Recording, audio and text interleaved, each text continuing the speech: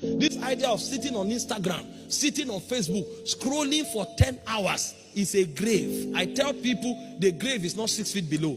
The grave of the modern era is a handset. Many people are walking with their graves because the hours that should be invested in self-development, they have wasted it with mindless scrolling on things that don't bless them. Arise, shine. I met Reverend Dr. Orokpo many years ago, and he asked me the first question. He said, how much is your library? Me that thought I was reading. He told me his library was worth 65 million. And I checked, I scanned my whole library in 1 minute. I realized I was joking. At this level, you are still studying? He said, yes. Meanwhile, you look at Reverend Orokpo, you think, oh, God has anointed some people. You don't know they walk under. People come out unprepared and they have nothing to say to their generation. If you want to shine, you must arise. It took responsibility. There were times when we spent money. There were times when we didn't sleep. There were times when we had to study. But we beat our body to make sure we receive these things. A generation must arise. You say you want to be a doctor. How many doctors have you sat down to listen to? What is your commitment to your books? You can't shine. It's not magic. It's not even miracle, as it were. You cannot shine. You say you want to be a leader. You have never sat down to listen to leaders, to hear how they talk, to hear how they solve problems, and you want to become great. You are sitting here. You say, one day I'll be the governor of your state. One day I'll be the governor of the president of Nigeria, unless you go through corruption. If it is based on value, you will never become. Because for you to shine, you must arise.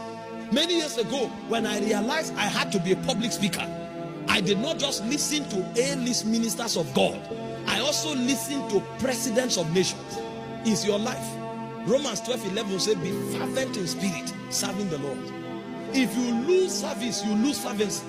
Because every time you come here and sweep the floor, lead the prayer, lead the choir, you may think you are doing the church a favor until you stop or until you are removed.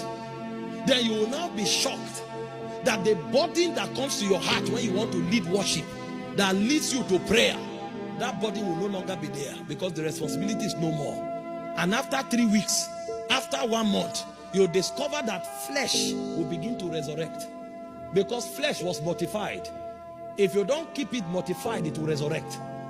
And then you who have destroyed lust for 2 years, lust wakes up again, and your thoughts become darkened, and you are wondering, when did this lust come from? That's when you will realize that when you were serving God, you were doing yourself a favor. You will discover that the fear that left you 6 years ago suddenly come back, and you are wondering, how did this fear return?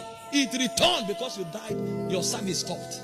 Because while you were serving God, there was a burden service put on your spirit to stay hot. Because you know that if you are singing here and it's not hot, people will know. You know if you are giving a charge here and you are not hot, they will know.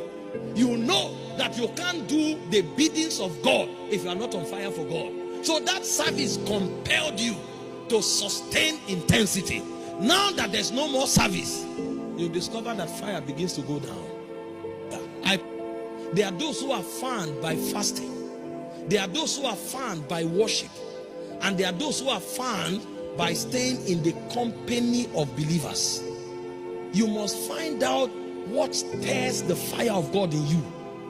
And if you know it, build your tent there. Because it's one of the secrets of burning.